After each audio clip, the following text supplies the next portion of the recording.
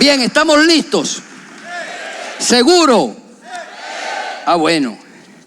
En el baile se dice, ¿seguimos? ¿Paramos? Entonces vamos a seguir. Mire, yo creo que todos nosotros, en algún momento de nuestra vida, hemos sido ofendidos o hemos provocado una ofensa. Es más, yo me atrevería a ir un poco más allá. Seguramente todos los días de nuestra vida provocamos ofensa y recibimos ofensas. Y como esto es algo que va a estar siempre en el ambiente, por eso hoy yo quiero llamar la atención de ustedes. Porque su atención va a ser determinante, no para que usted aplaudan el mensaje, sino para que usted puedan captar el mensaje. ¿Sabe que lo único que puede desatar en un momento determinado la administración de una palabra es cuando yo decido activar mi oído y activar mi corazón para recibir esa palabra? Y una vez que estoy recibiendo esa palabra, toda bendición que esa palabra encierra, toda promesa que esa palabra encierra va a ser desatada en su favor. Y se lo puedo probar a través de la Biblia. ¿Qué dice la Biblia cuando usted escucha con atención la palabra de Dios? De acuerdo a Romanos 10:17, que la fe viene ¿cómo? ¿El oír qué? La palabra de Dios. Pero Juan 8:32 también me dice que cuando yo creo la verdad, desarrollo la capacidad de ser libre. Él dijo, conoceréis la verdad y la verdad os hará libre. Pero también me dice Juan 8:51 que cuando yo ahora escucho esta verdad, la guardo, la atesoro en mi corazón, entonces tengo la posibilidad de la garantía de la vida eterna y de sentenciar la muerte alejada totalmente de mi vida. Pero Isaías 55:3 me dice también que cuando yo escucho la palabra con atención, le estoy generando sanidad a mi alma. Y hay algo más allá todavía. Cuando Pablo le escribe su segunda carta a Timoteo, en el capítulo 3, en el verso 16, mira lo que dijo Pablo. Él dijo, la palabra de Dios nos sirve ¿para qué? Para instruir, para enseñar y para corregir. Por eso es que la palabra de Dios es viva. Por eso es que la palabra de Dios se dice que es más cortante que toda espada de dos filos. Y como esa palabra de Dios contiene esa vida, no hay otra forma de poder apropiarme de esa vida de la palabra si no es escuchando con atención la palabra de Dios. Así como ya en este momento he desatado su atención con respecto a este tema, entonces yo me quiero ir a la fuente de la palabra y vamos a estar leyendo en el libro de Mateo capítulo 5, en los versos 23 y 24, que dicen de la siguiente manera: por tanto, si trae tu ofrenda al altar y allí te acuerdas de que tu hermano tiene algo contra ti, deja allí tu ofrenda delante del altar y anda, reconcíliate primero con tu hermano y entonces ven y presenta tu ofrenda. Padre, es tu palabra la que está siendo ministrada en este momento. Deja que sea tu Espíritu Santo fluyendo. Deja que sea tu Espíritu Santo enseñándonos. Deja que sea tu Espíritu Santo redarguyéndonos, Señor, de toda verdad que esta palabra contiene, y la misma pueda ser en esta hora entronada en nuestras mentes y en nuestros corazones. Dile al que está a tu lado, ¿sabe cómo se llama el tema? Perdonar, sentimiento o decisión. Un interrogante. Hace unos días atrás nuestro pastor comenzó una serie que él denominó Pecado no mata gracia, sino que gracia mata pecado. Y es que una de las virtudes, iglesia, que tiene la gracia, es que la gracia nos otorga perdón. Pero nos han enseñado que perdonar es olvidar. Ahora, ¿olvidar qué? Olvidar la ofensa u olvidar el efecto de la ofensa. ¿Qué olvida Dios cuando perdona nuestros pecados? ¿Se olvida de nosotros o se olvida de la ofensa? Él dice que Él toma, Él no dice yo agarro al pecador, lo perdono, lo salvo, me lo llevo al cielo y perdono sus ofensas. No, Él dice yo tomo su ofensa, que es su pecado, o el resultado de su ofensa, porque el pecado es justamente la acción de desobediencia que estoy cometiendo en contra de Dios. Entonces Él está tomando ese pecado que ha hecho consecuencias en mi vida, que ha abierto cicatrices, lo está sacando y lo tira al fondo del mar. Entonces, ¿qué es lo que debo yo olvidar cuando perdono? Mire, si nosotros olvidáramos el evento o la ofensa cuando somos ofendidos, entonces fuera muy poco el material que hoy pudiéramos encontrar con respecto a, por ejemplo, al perdón. Por ejemplo, yo leí estos días algo un poco de la vida de Joyce Meyer. Y una de las cosas que me encontré con respecto a la vida de esta mujer es que ella fue violada por su propio padre hasta los 18 años, por lo menos unas 200 veces. ¿Cómo pudo Joyce Meyer plasmar este testimonio? Porque ella está recordando su evento, porque es imposible que nosotros podamos borrar una ofensa de nuestra memoria. Eso queda registrado en nuestro CPU, queda registrado en nuestro subconsciente. Pastor, ¿y entonces qué es lo que olvidamos si la Biblia nos está diciendo que debemos ser renovados en el espíritu de vuestra mente? Tengo que olvidar es el efecto negativo que esa acción pudo producir en mi vida. Y eso fue justamente lo que hizo Joyce Meyer. Joyce Meyer olvidó todo el dolor que estas violaciones causaron a su vida. Por eso Joyce Meyer puede hoy pararse en una plataforma como esta. Por eso Joyce Meyer puede escribir libros para motivar a otros y decirle: Señor, no importa cuán grande sea tu herida, hay un restaurador de herida que se llama Cristo Jesús, y así como lo hizo conmigo, lo va a hacer contigo también. Y hoy por hoy entonces estamos disfrutando de estos testimonios de Joyce Meyer, precisamente porque perdonar no se trata de olvidar el efecto de una determinada ofensa. Y cuando uno mira ahora este pasaje de Mateo 5, en estos versos 23 y 24, de alguna manera el Señor nos está haciendo ver que perdonar es determinante, es vital para poder mantener una verdadera comunión con el Padre. Es más, perdonar es tan necesario para nosotros que lo necesitamos para que toda actividad que nosotros realizamos día tras día, a través de la cual nos relacionamos con Dios, esta puedan gozar de la aceptación por parte de Dios. Y aquí Jesús le está hablando de la entrega de una ofrenda, no de una ofrenda metálica. En este momento le estaba hablando Jesús de una ofrenda, de un sacrificio. Y ya los judíos, por tradición, sabían muy bien que cualquier ofrenda que ellos presentaran buscando perdón, si carecía de la reconciliación con su hermano, entonces esta ofrenda no iba a surtir el efecto necesario ante Dios. En otras palabras, no iba a ser aceptada.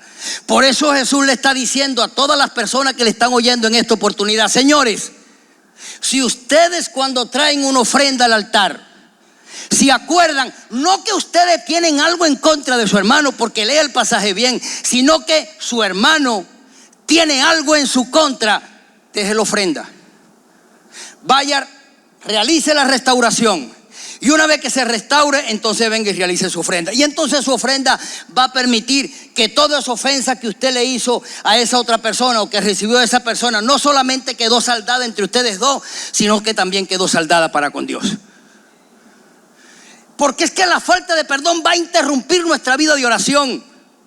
Aun cuando Primera de Pedro 3:7 no nos habla directamente del perdón, pero ¿qué nos dice Primera de Pedro 3:7? Que si no estoy en armonía con mi esposa, en otras palabras, no está fluyendo bien la comunicación, la valorización como mi esposa, ¿qué va a suceder? Mis oraciones van a ser interrumpidas delante de Dios.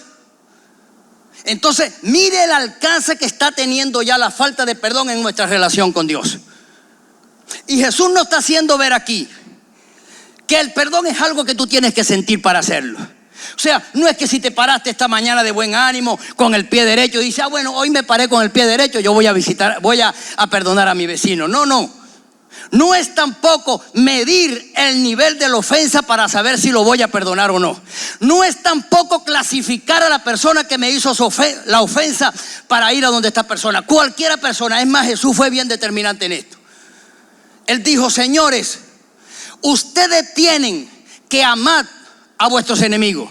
Tienen que bendecir a los que nos maldicen. Tienen que orar por los que los calumnian. Esa fue la receta que nos dio Jesús para todos aquellos que nos han hecho daño o pretendan hacernos daño. Por eso es que entonces el perdonar no puede ser un sentimiento, sino es una decisión. Por eso es que perdonar ahora se convierte en un mandato para nosotros los cristianos, los seguidores de Cristo Jesús. Y por ser mandato, la única manera de obedecerlo es que decidamos deliberadamente perdonar y aceptar ese mandato como tal, para poder llevarlo a la práctica. Pero yo quiero hoy ahora enfocar o definir el perdón desde 3 frases distintas. Y una de las primeras frases que quisiera tomar para definir el perdón es que perdonar es soltar, perdonar es dejar ir. Mire, no hay nada más gratificante, amada iglesia, cuando después de ser herido o ser ofendido, nosotros decidimos no solamente perdonar a la persona, sino perdonarme a mí mismo. Porque es que a veces pensamos que cuando yo perdono solamente, o si no perdono, quien está siendo beneficiado es la persona, o quien está siendo más dañada. No, está siendo dañada tanto la persona que me ofendió como yo que recibí la ofensa, si me anclo en la falta de perdón. Por eso es que tenemos que dejar ir las ofensas. Por eso no nos podemos anclar en las ofensas. Si nos anclamos en las ofensas, nos llenamos de odio, nos llenamos de rencor, nos llenamos de amargura.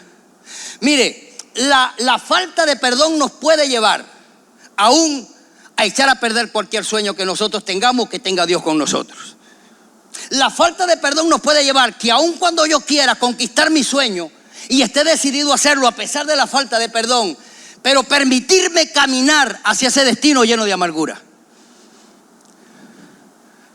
Mire a un rey Saúl, un hombre que pudo totalmente disfrutar de su reinado con toda libertad. Como decía un político aquí, disfrutando de todas las mieles del poder. Pero ¿qué hizo el rey Saúl? El hombre se empeñó en perseguir a David. Y ese empeño en perseguir a David lo llevó a morir. Porque eso es lo que hace la falta de perdón. Pero yo miro a un José en la Biblia, que él tenía un sueño.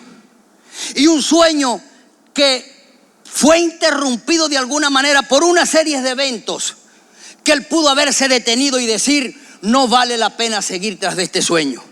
Si así es que Dios quiere hacer cumplir los sueños en mí, yo hoy renuncio a este sueño. Porque mire todo lo que le pasó a José. Usted conoce un poco la historia. No voy a entrar en la historia, sino solamente en los episodios de la vida de José. Un José que desde que estaba en casa de su padre ya era despreciado, porque sus hermanos le incomodaba, por supuesto, la imprudencia que tenía su papá Jacob de tratarlo mejor que a ellos. Y esto, por supuesto, lo llevó al resto de los hermanos a sentir desprecio y odio por José. Y este odio que fue creciendo en la vida de sus hermanos se fue acrecentando tanto que un día decidieron tirarlo en una cisterna. O sea, la idea primero era matarlo, pero para intervención de uno de ellos, entonces simplemente lo tiran en una cisterna. Luego lo venden a unos mercaderes. Después que es vendido a los mercaderes, entra en una situación de injusticia porque fue acusado equivocadamente de una violación. Y después, ¿qué sucede? Más de 13 años o más de 10 años encarcelado. Estando en la cárcel, hace favores y es olvidado por sus amigos. ¿Tenía razón José para sentirse resentido o no? Tenía razón José para seguir su trance hacia su sueño, pero vivir amargado y diciendo: es que no puedo, aunque voy en busca de mi sueño, pero es que no puedo arrancarme este rencor de adentro y voy a esperar el primer momento que tenga, la primera oportunidad para vengarme de mis hermanos. ¿Cómo sabemos que José nunca albergó en su corazón este rencor? Porque ahora, cuando el sueño se hace efectivo en la vida de José, a raíz de aquella hambruna que se presentó en toda la región, y sus hermanos van ahora a Egipto a comprar alimentos, y tanto él reconoce a su hermano como se identifica frente a su hermano. Y nuevamente vuelve como esa hermandad. ¿Cuáles fueron las expresiones de José? No le dijo, bueno, mire, le voy a decir una cosa. ¿Sabe quién es este que está aquí? Este es José. Este que está aquí fue el que ustedes vendieron. ¿Se acuerdan? Uno que tiraron en la cisterna. Ese fui yo. ¿Sabe quién soy yo ahora, no es verdad? Yo soy el gobernador de Egipto. ¿Sabe que yo tengo todo el poder para agarrarlo a ustedes y encarcelarlo y que se pudran en la cárcel?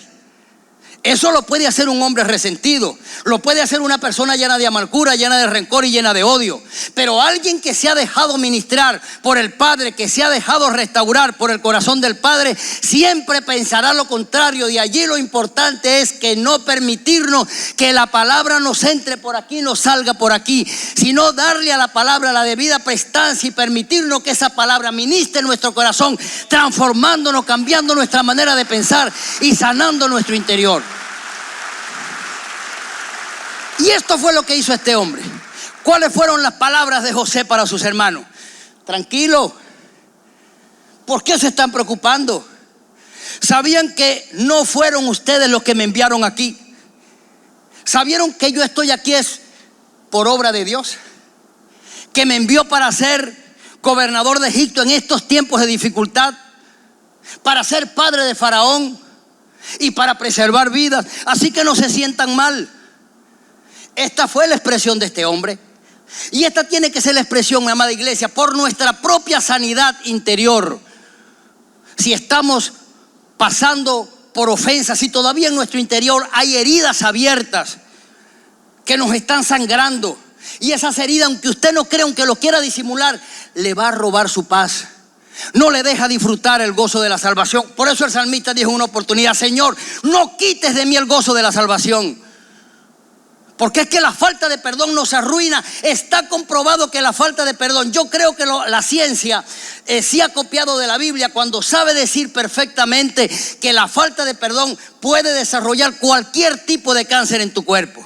Que la falta de perdón puede afectar cualquier órgano de tu organismo, y perdonen la redundancia. Porque ese es el daño que hace la falta de perdón. Con todo respeto me voy a referir a una expresión de un presidente. Un día un presidente dijo: odio a Israel desde mis entrañas. Todos ustedes conocen el resultado. Porque eso es lo que hace el perdón.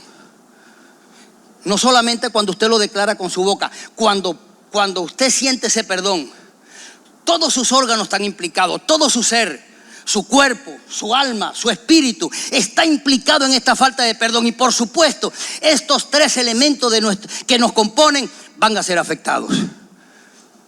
La segunda frase que define el perdón es que perdonar no es mirar, mejor dicho, nuestras cicatrices sin que esas cicatrices nos causen daño. Y aquí me gusta mirar la figura de nuestro Señor Jesucristo en dos escenarios de su vida ministerial. Una, cuando Jesús está clavado en una cruz, traspasadas sus manos y sus pies por unos clavos, su costilla abierta, su cuerpo todo lacerado. Pero no solamente Jesús está pendiendo de una cruz, sufriendo y vilmente castigado como lo estaba, sino que toda la gente que estaba al pie de la cruz se estaba también burlando de Jesús. Mire lo que le decía a la gente: bueno, si tú eres el Hijo de Dios, baja de la cruz, sálvate a ti mismo y sálvanos a nosotros. Oh Rey de los judíos. Todo este tipo de cosas lo vivió Jesús desde la cruz y durante todo su ministerio, porque anteriormente ya había sido duramente castigado. La gente llegaban y le ponían un pañuelo en sus ojos, y entonces lo castigaban y le decía: mira, dime quién te dio. Como en los tiempos cuando nosotros jugábamos la gallinita ciega. Yo no sé si ustedes lo jugaron, allá en mi pueblo lo jugábamos. Así le hacían a Jesús. Pero ¿cuáles fueron las expresiones de Jesús? ¿Cuáles fueron las palabras de él frente a sus trasquiladores? Padre, perdónales, porque no saben lo que hacen. Y una vez esta frase dice: Señor, pero ¿cómo que no sabían lo que hacen? Si eran hombres y mujeres derechos con 5 sentidos. El problema es que siempre nosotros estamos viendo a los ofensores desde una óptica humana. Y no entendemos que quien trabaja en la vida de un ofensor es el mismo enemigo. Por eso es que dice la Biblia que la gente que no tiene a Cristo, en ellos no puede resplandecer la luz de la verdad. Las cosas de la Biblia les son locura a la gente que no están identificados con Dios. Y aquellos que en un momento están identificados con Dios, pero que cierran su corazón y le abren la oportunidad a la falta de perdón, van a experimentar la misma situación. De allí que Jesús dice ahora, perdónale porque no saben lo que hacen. Mire, a veces de repente cuando uno ve a través de las noticias a una niña de meses, de años que han violado, uno dice, ¿cómo es posible que un desgraciado de esto pueda violar a una niña? Porque es que más allá de la droga que pueda tener y del alcohol, hay un demonio que está en su vida, que es lo que lo está induciendo. Por eso no miremos al ofensor, miremos quién está detrás del ofensor. Si nos acostumbramos, iglesia, a mirar quién está provocando estas ofensas en la vida de ese ofensor, se nos va a hacer más fácil perdonar. Y no nos vamos a anclar a la falta de perdón. ¿Cuál es el segundo escenario de Jesús? Jesús resucita y se presenta un día delante de todos sus discípulos que estaban reunidos. ¿Y qué hace Jesús para identificarse ante sus discípulos? Lo primero que le muestra ahora ya no son sus heridas, son las cicatrices. Porque todas esas heridas habían quedado sanas, no solamente por el hecho de la restauración, sino que Jesús nos dio oportunidad para resucitar con unas heridas abiertas, porque Él ya había perdonado. Y ahora se presenta y le dice, mire, soy yo, aquí están mis heridas. Tuvo que mostrarle hasta el costado a Tomás para que se convenciera. Pero yo no veo a un Jesús decir ante sus discípulos, sabes que yo he resucitado. Y en este mismo momento, cuando me toque ascender al cielo, hablaré con mi Padre Celestial para que haga venganza de todos aquellos que me han provocado estas cicatrices. Eso no fue. Jesús se mostró delante de ellos como el Cordero de Dios, que había venido a este mundo para perdonar tus pecados, para perdonar los míos, para garantizarte sanidad, para garantizarme sanidad a mí. Y se presentó y dijo, yo soy el Cordero de Dios que quita el pecado del mundo. Voy a morir, voy a resucitar, y por eso estoy aquí frente a ustedes, para darle a ustedes también la esperanza de la resurrección.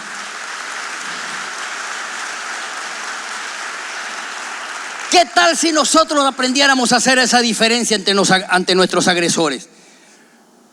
Si nosotros le dijéramos a nuestros agresores, ¿sabes por qué yo no soy capaz de sentirme tan ofendido y de sentir rencor por lo que tú estás haciendo? Porque tengo a Cristo en mi vida. Porque Él un día transformó mi corazón. Porque Él me dio una nueva manera de pensar.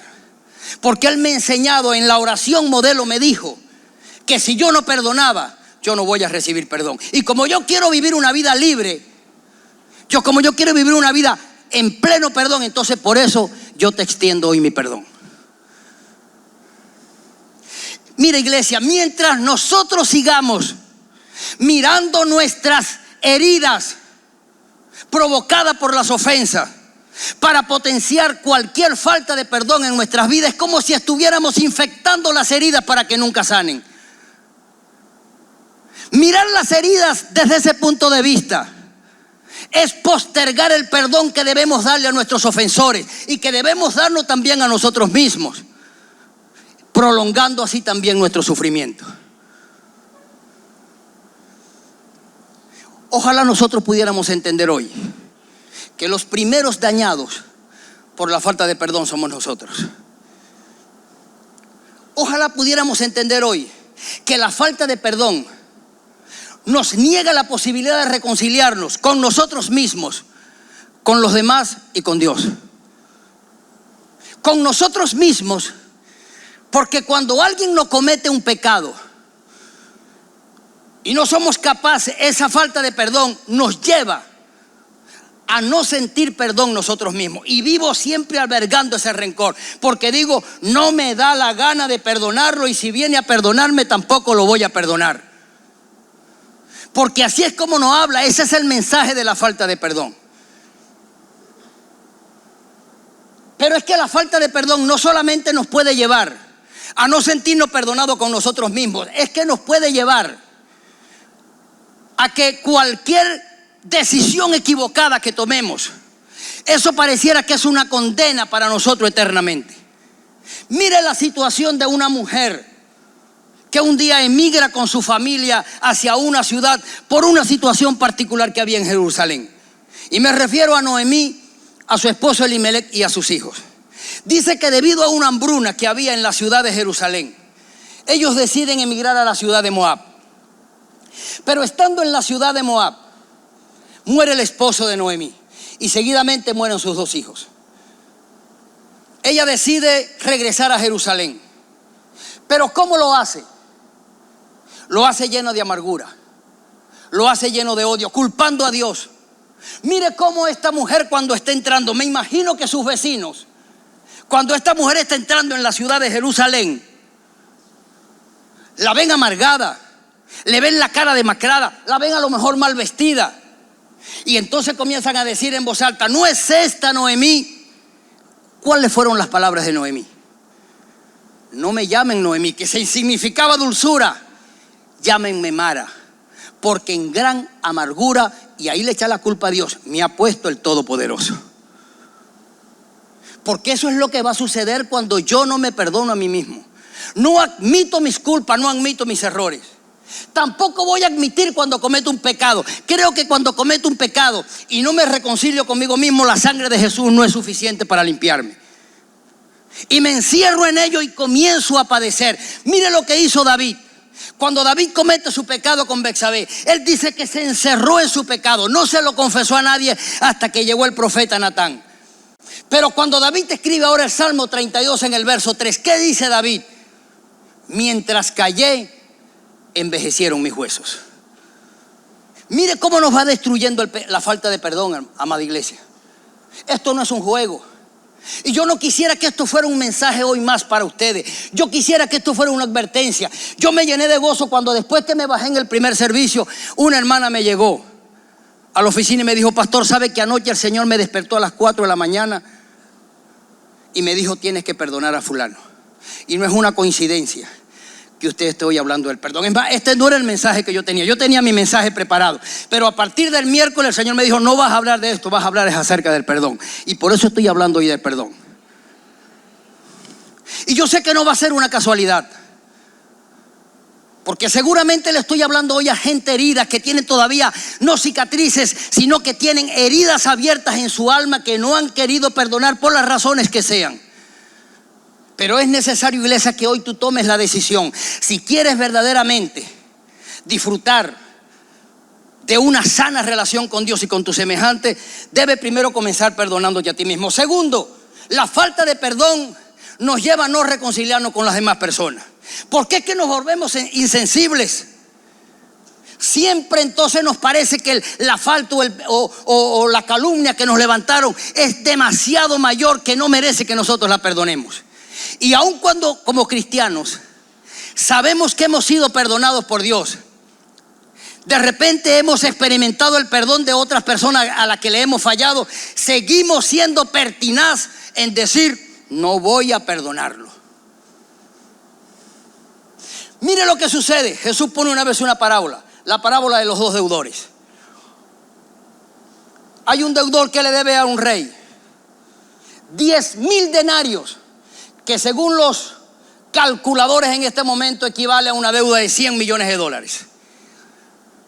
Y entonces el rey dice que un día decidió hacer cuenta con todos sus deudores. Y lo llama a él, le dice: mira, ven acá, págame lo que me debes. Le dice: Señor, no tengo con qué pagarte, estoy sin trabajo, he caído enfermo, la pandemia me azotó demasiado. Y le dice: bueno, no tengo otra opción para ti. Vamos a venderte a ti, a tu familia, a tus hijos, y todos los que tienes me lo da, por lo menos para compensar un poco tu deuda. Pero tanto fue el clamor de este hombre, que dice que aquel rey decidió entonces perdonar a este hombre. Pero mire lo que sucede. Por eso le digo, ¿cómo cierra la falta de perdón nuestro corazón hacia las demás personas? Él sale de la presencia del rey ahora, se encuentra con un deudor que le debe 100 talentos, equivalente a $5,000, y lo agarró por el cuello y le dijo: págame lo que me debe. Y como no tenía con qué pagarle, lo llevó a la cárcel. ¿Se da cuenta lo duro que nos hace la falta de perdón? ¿Cómo nos puede amargar? Yo no sé qué tanto pudo haber sufrido Esaú una vez que tuvo el altercado con su hermano Jacob.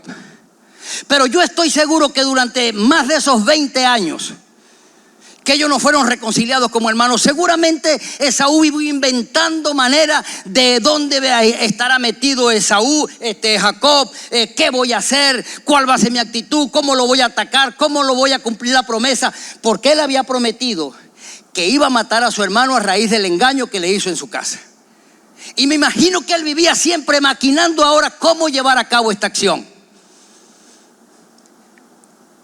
Y seguramente esto le impidió poder disfrutar con libertad de todas las riquezas que había obtenido. Mientras que había un Jacob que, aunque no había venido el perdón, pero él siempre pareciera que se estuvo preparando para este evento, porque un día él decide, cuando sale de casa de su suegro, él dijo, preparó una gran ofrenda. Camellos, camellas paridas, ovejas, vacas, para entregársela a su hermano Esaú como una forma de reconciliarse con él. Y esto es lo que tenemos que hacer nosotros. A nosotros los cristianos siempre se nos está llamando a tomar nosotros la iniciativa del perdón. No podemos seguir esperando que otro venga. Así nos haya hecho ese ofensor, la ofensa más grande. Tomemos la decisión, porque somos nosotros los que vamos a ser sanados. Pero ¿qué hace también la falta de perdón? La falta de perdón evita que vivamos en reconciliación con Dios. ¿Por qué? Que eso cierra nuestro corazón, iglesia. Nos hace ser irreverentes con Dios, desobedientes, rebeldes. Y mucho más si vemos que Dios está teniendo misericordia de otras personas. ¿No fue acaso eso lo que hizo Jonás? Jonás se había empeñado en contra de la ciudad de Nínive, porque la ciudad de Nínive le había hecho mucho daño a Israel. Y esto llevó a Jonás a sentir demasiado rencor en contra de los ninivitas. Pero un día, Dios en su amor y en su misericordia dice, señores, necesito un candidato para llevar el mensaje de reconciliación. Y ese mensaje eres tú, Jonás. Y ese candidato eres tú, Jonás. Vamos a entrar directo en la escena. Jonás finalmente decide ir a predicar el evangelio. Pero ¿cuál fue la actitud de este hombre? Una actitud de rebeldía, porque no quería que los ninivitas fueran salvos. Su falta de perdón hacia ellos, no quería verlos a ellos libres del pecado. Y aunque fue a predicar el evangelio, no lo hizo de buena gana. Sin embargo, ¿qué sucedió? Como los ninivitas decidieron aceptar el mensaje de reconciliación, fueron libres, fueron perdonados, fueron restaurados. Y esto encendió más la ira de Jonás, hasta que le dijo a Dios. Dios le dice, Jonás, todavía está molesto, y le dijo, hasta la muerte. Mire lo obstinado que nos vuelve la falta de perdón, iglesia, aún con nuestro mismo Dios. La tercera cosa en la que yo quiero definir el perdón esta mañana es que perdonar es decidir ser feliz. Y esto es lo más hermoso del perdón. Si alguna virtud tiene el perdón, es de garantizarnos la sanidad interior. Es el de darnos paz. Es el de darnos tranquilidad. Es el de darnos armonía. Es el evitar ser dañado en nuestro cuerpo, en nuestra alma y en nuestro espíritu. Esa es una virtud que tiene el perdón. Pero ¿cómo vamos a sonreír? ¿Cómo vamos a ser felices si albergamos rencor en nuestro corazón? Por eso es que el Señor ahora nos está diciendo aquí en esta enseñanza, señores, ustedes no pueden esperar que el ofendido venga a pedir el perdón. Quien tiene siempre que acelerar la marcha hacia el ofendido somos nosotros, hacia el ofensor. Por eso Él nos dice, deja tu ofrenda, espera que venga el ofendido, te pida perdón y entonces presenta la ofrenda. No, eres tú quien tiene que emprender la marcha hacia la persona que te ha ofendido. Esa es la gracia del perdón. Y mucho más si es una persona no cristiana. Porque ¿sobre quién está la luz? ¿No es sobre usted? ¿Por qué esperar que venga la persona en la cual no le está resplandeciendo la luz gloriosa del Evangelio, que sea el que tome la iniciativa para pedir perdón. Somos nosotros. Y solamente esa felicidad nos la va a dar la decisión de perdonar. Yo no sé a quién yo le estoy hablando en esta mañana. Si le estoy hablando a personas que todavía tienen heridas abiertas en su alma por una traición, porque en su misma familia lo han despreciado, porque un día fuiste rechazado, fuiste violado, fuiste violada, porque te levantaron una calumnia.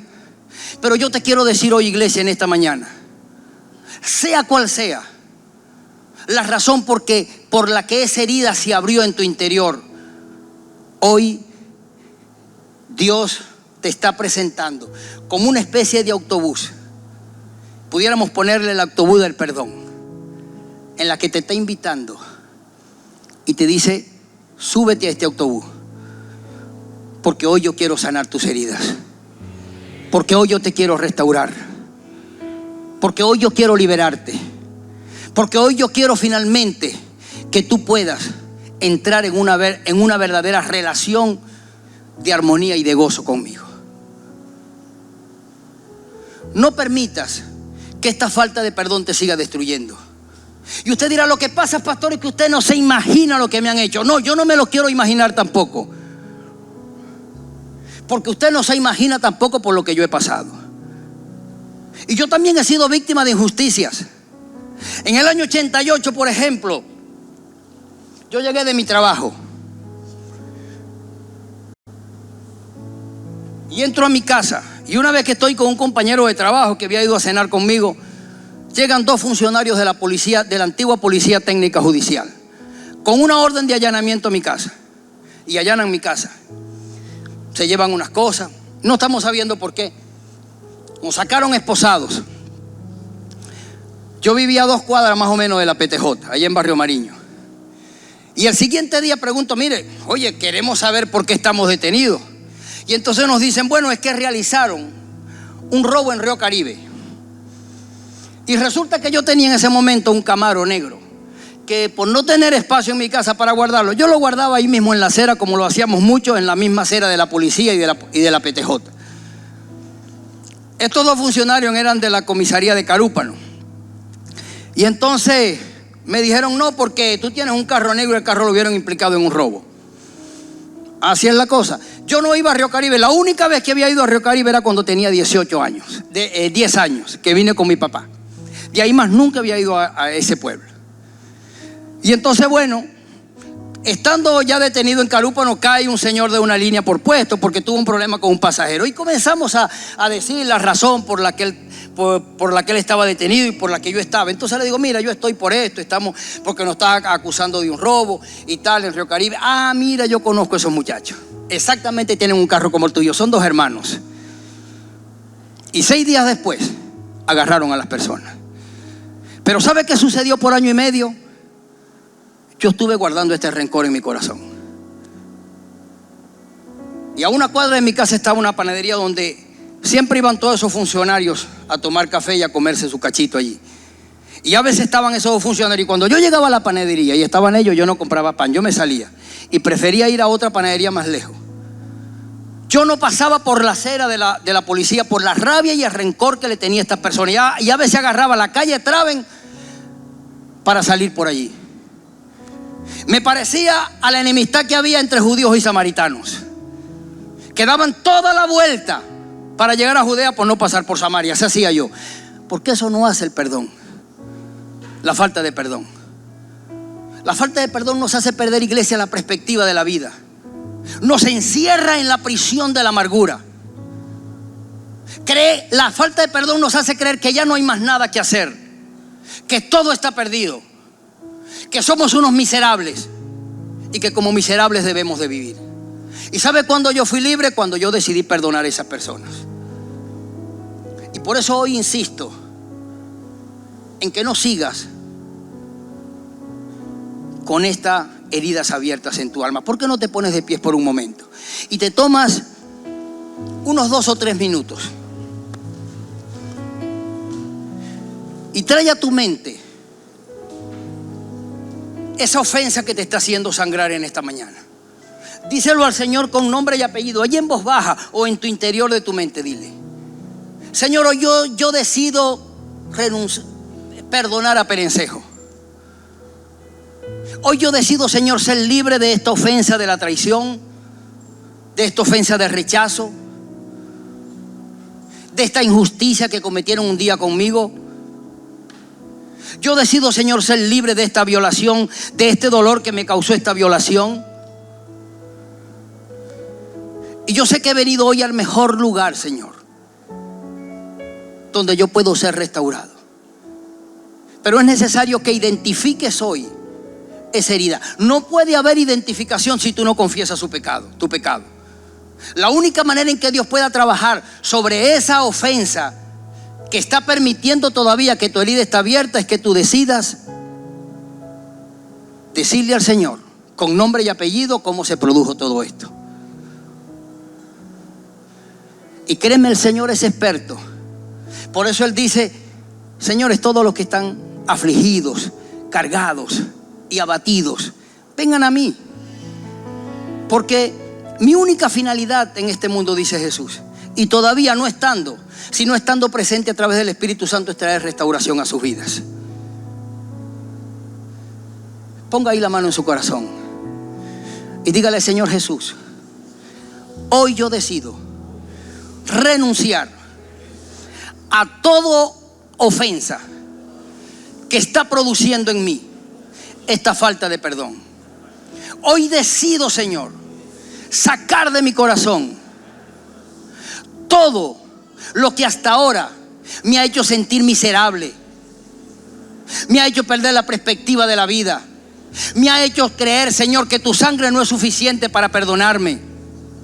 Todo lo que hoy me mantiene esclavizado a esta falta de perdón. Y acudo a ti en esta mañana, Señor, para que seas tú, como buen restaurador, como buen carpintero, restaurándome. Hoy, Señor, me postro ante tu cruz. Tú que fuiste experimentado en quebranto, que fuiste capaz de soportar el desprecio de tus adversarios, yo sé que me puedes ayudar hoy a poder no solamente extenderle perdón a mis ofensores, sino a perdonarme a mí mismo. Gracias, Señor, porque tu sacrificio yo sé que es suficiente para sanarme, para liberarme y para traer restauración. Amén. Vamos a escuchar por un momento esta adoración. Yo quiero más de ti y habitar en tu presencia, menguar para que crezcas tú, y cada día seré más como tú. Yo quiero más de ti, quiero más de ti, y habitar en tu presencia.